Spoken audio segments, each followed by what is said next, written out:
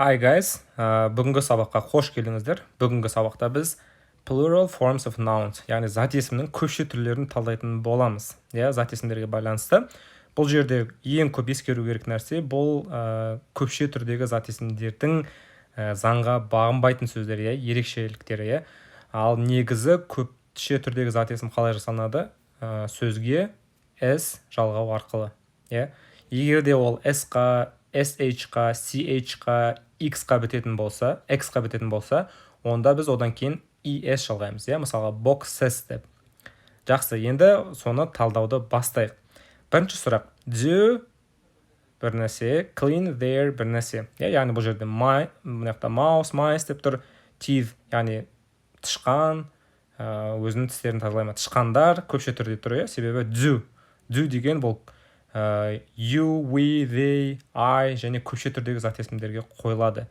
Жекеше түрде болса does болады. Сондықтан тышқан деген mouse қой, көпше түрі mouses болмайды. Бұл заңға бағынбайтын сөздерді ерекше бұны жаттап алу керек.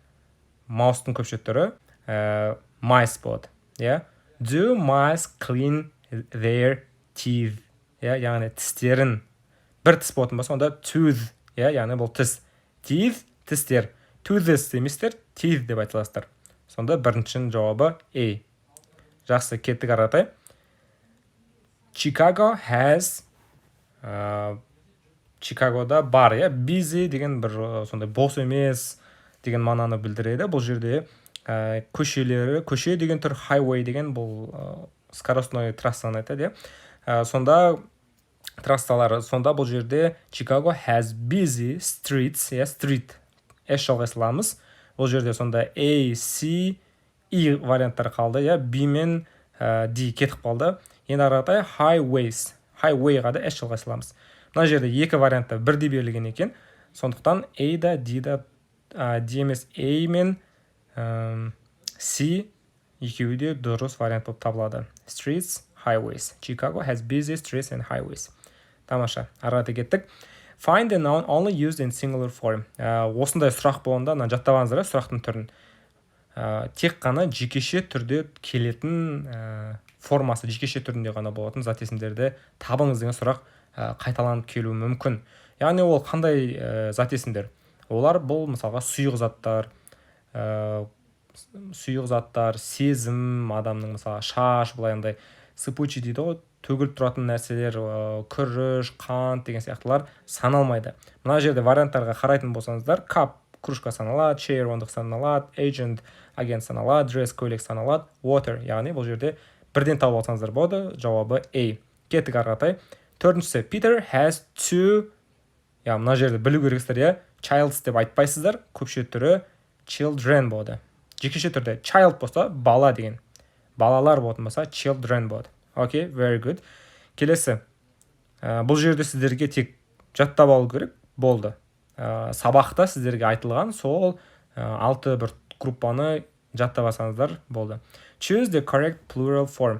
Бұл жерде сіздерге көпше түрдегі зат есімді табу керек. Бұл жердегі дұрыс варианты oxen. Яғни ox деген бұқа, oxen бұқалар болды, oxes деп айтпайсыздар. Дұрыс жауабы E. Алтыншысы, how many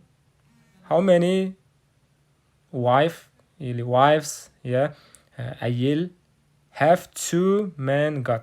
Яғни екі еркекте қанша әйел болады. Естеріңізде болса, F-қа бітетін сөздерге көпше түр болған кезде, эш алған кезде V-ға айналып кетеді, wives, яғни бұл жерде A мен B варианты ғана қалады. Одан кейін еркектер деген қалай болатында еді? Men болады, man жекеше түрі, men көпше түрі. Сондықтан бұл жердегі дұрыс жауабы A болады, 6A. Жақсы, арғатай кеттік. Жетінші сұрақ. Choose the correct plural form. The government is doing nothing to help. Біздің мемлекеттегідей үкімет, мынаяқта енді poor деген сөз келген, әртүрлі формада, яғни дұрыс вариантын табу керек. Кедейлерге ешқандай нәрсе жасап жатқан жоқ, ештеңе жасап жатқан жоқ дейді. Бұл жердегі дұрыс варианты the poor болады. Не үшін дейтін болсаңыздар, кедейлерге деп, вроде бы poors, эш жалғану керек сияқты ғой. Бірақ та бұл poor деген негізі кедей деген сын есім болғанымен the poor деп бұл жинақтық зат есім ретінде болып кетеді. Мысалы кедейлер кім, кімдер болып сондай мағынада кетеді. Бұл жерде тағы да мысалдар the weak әлсіздер, the strong мықтылар, the English ағылшындықтар деген сияқты сөздерде бұл осылай жүреді the арқылы жинақтық түрде. Сегізіншісі choose the correct plural form. When he fell over, he broke two. Бұл жерде fell over болады. Құлаған кезде he broke two of his.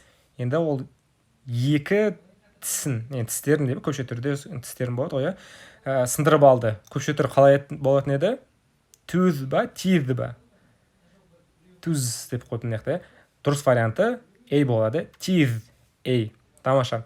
Кеттік аратай. There were many deers, или deer in the park. Яғни deer деген еді? Бұғы. Көп бұғылар болды деп айтқымыз келген кезде, бұл да заңға бағынбайтын көпше зат есімдердің қатарына жатады. Яғни бұл жердегі дұрыс варианты D болады. Жекеше түрде де deer, көпше түрде де deer болады. Бұны тек жаттап алу керек болды. Deers деп айтпайсыздар. 10-шысы the plural form of sheep is қой. Қойлар деп қалай айтатын едік? Көпше түрінде де sheep болып қалай береді. Sheeps деп айтпайсыздар. Сондықтан дұрыс варианты C. Sheep. I have a lot of sheep деп айтасыз болды. Мен көп қойларым бар деп айтқыңыз келсе. 11-шісі there are 2 cups of. Қай вариант дұрыс болуы мүмкін? 2 кружка кофе бар. Бұл жерде кружка саналады да, ал сұйықтық, бұл саналмайтын зат есім болғандықтан бұл тек қана жекеше түрде жүреді. Сондықтан бұл жердегі 11-дің дұрыс жауабы C болады. Coffee. There are 2 cups of coffee. 12-шісі you can see so many gooses, geese. Яғни бұл гусь, қазы. Бұл да заңға бағынбайтын зат есім, көпше зат есім. Сондықтан бұл жердегі дұрыс варианты geese болады. Көпше түрінде, ал жекеше түрінде goose. Гусь сияқты ғой, қаз. Қаздар дейтін болсаңыз geese деп айтасыз. Бұны жаттап алу керек тек. Арғата кеттік. 13-шісінде choose the correct plural form. I'd like 2 bottles of lemonade. Қайсы дұрыс болады? Бұл жерде лимонад бұл сұйық зат саналмайды. Сондықтан жекеше түрде тұрады. Ал бутылка бұл саналады. 1 бутылка, 2 бутылка. Сондықтан bottles of lemonade. Сондықтан дұрыс варианты A болады. Тамаша. 14-шісі my grandfather is shepherd. Shepherd деген бұл шопан ата дейміз ба? Мал бағатын адамды айтады, пастух. He has a lot of. Енді мына жақта қойлары, сиырлары, бұқалары, аттары бар деп айтқымыз келген кезде қайсы дұрыс болады? Естеріңізде болса sheep бұл тек қана көпше түрінде де жекеше түрде жүре беретін еді. Сиыры бұны тек cows деп S жалғай саласыздар. Бұқалар дейтін болсаңыз oxen N жалғайсыздар. Horse бұл тек S жалғай саласыздар. Сонда бұл жердегі дұрыс жауабы C болады. Sheep, cows, oxen and horses. 15-шісі the singular noun is. Жекеше түрде тұрған зат есім. Бұл қайсы болады? Teeth естеріңізде болса, көпше түрде, бұл жекеше түрі tooth. Man. Мына жақта man көпше түрде, жекеше түрі man. Goose. Бұл жекеше түрде ме, көпше түрде ме? Бұл жекеше түрде түрі, көпше түрі geese болды. Бағаны қайталанды бұл сұрақ. Oxen жекеше түрі ox болады. Сондықтан бұл жердегі дұрыс варианты 15-шісі C болады. 16-шісі choose the correct plural form. Дұрыс көпше түрдегі зат есім формасын дұрыс табу керек. Did you see the new фотоларды көрдің ба? Жаңа фотолар көрдің ба деп айтқымыз келген кезде не істейміз? Бұл жердегі дұрыс варианты D болады. Did you see the new photos? Жалғай саласыздар.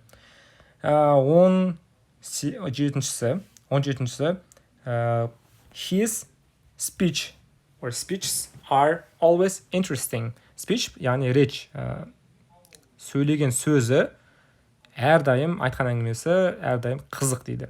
Бұл жердегі дұрыс варианты CH-ға біткендіктен ES жалғайсыздар, speeches.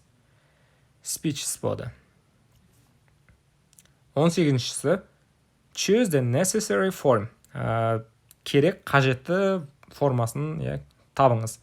My teeth hurts me a lot. Қараңыздар, бұл жерде шақтарға байланысты естеріңізде болса, present simple'да жекеше түрде тұрған зат есімге етістікке сіздер s жалғайсыздар. Мысалға, she plays. Мысалға, I does plays. Сол сияқты мына s тұрғандықтан, демек бұл жерде жекеше түрде тұр. Сондықтан my tooth hurts me a lot. Яғни менің тісім мен қатты ауыртады деген мағынада. Сондықтан дұрыс жауабы A болады. Кеттік ары қарай. 19-шісі these scissors деп берілген, are very sharp. Яғни бұл қайшы. Қайшы бұл білесіздер, бұл екі несі бар ғой? Ұшы. Сондықтан бұл көпше түрде ғана жүреді. Тек қана көпше түрде жүретін зат есім болып саналады. Сондықтан бұның дұрыс варианты scissors. C болады. Қалған варианттары болмайды. Scissor деп айтпайсыздар. Ножница деп айтпайсыздар. Ножницы деп қана айтылады орыс тілінде де. Арата кеттік. 20-шісі these men standing over there are my colleagues. Ана жақта тұрған жігіттер, олар менің коллегаларым. Яғни бұл жерде these деген сөзге қарайсыз, жақындағы тұрған көп затқа these, мыналар деп айтасыз. Сондықтан бұл жерде көпше түрдегі зат есім керек. Еркектер деп айтқан кезде көпше түрі men болады. Сондықтан бұл жердегі дұрыс варианты D болады. 21-шісі find the plural form of smooth. Smooth дегеннің көпше түрін қалай болады? Бұл да қарайтын болсақ, бұл жерде тек қана дұрыс варианты B болады. Smooth. Бұл қарайсыздар жанына ережеге бағынбайтын сөздер болса, естеріңізге түсті, түспесе, онда S жалға бересіздер. Ары қарай кеттік. 22-ші сұрақ. My cat has 3 sweet. Менің мысығының 3 сүйкімді мысықтың баласын айтады.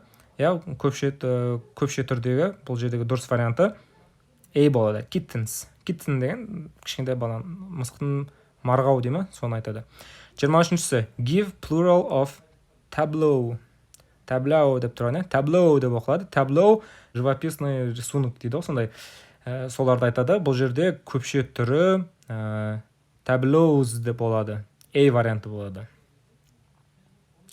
Бірақта кейбір жерде B варианты да A-да, B-да вариантымен дұрыс келеді, бірақта тесттарда көп жерде кездесетіні бұл A варианты, tableaus болып келеді.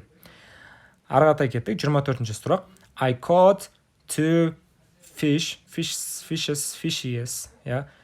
Caught, яғни ұстап алдым. 2 балық ұстап алдым, яғни көпше түрде тұр.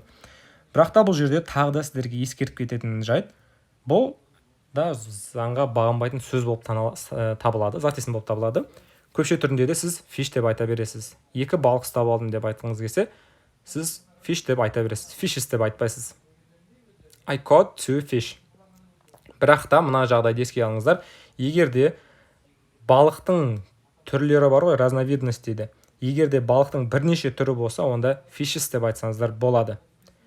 Ал бірақта мысалы көп балық жүзіп жүр деп айтатын болсаңыз, жай ғана балықтар деп, онда S жалғамайсыз, fish ғана болады. Сондықтан дұрыс варианты A.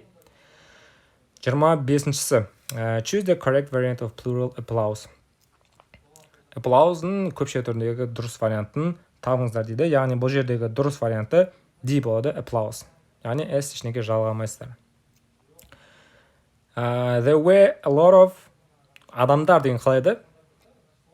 Көп адам қателесетіні persons деп айта береді. Бірақта бұл да адамдар деп болған кезде people болады. Бір адам person, көп адам, адамдар people болады. Сондықтан дұрыс варианты 26 C. Ары қарай кеттік. 27-шісі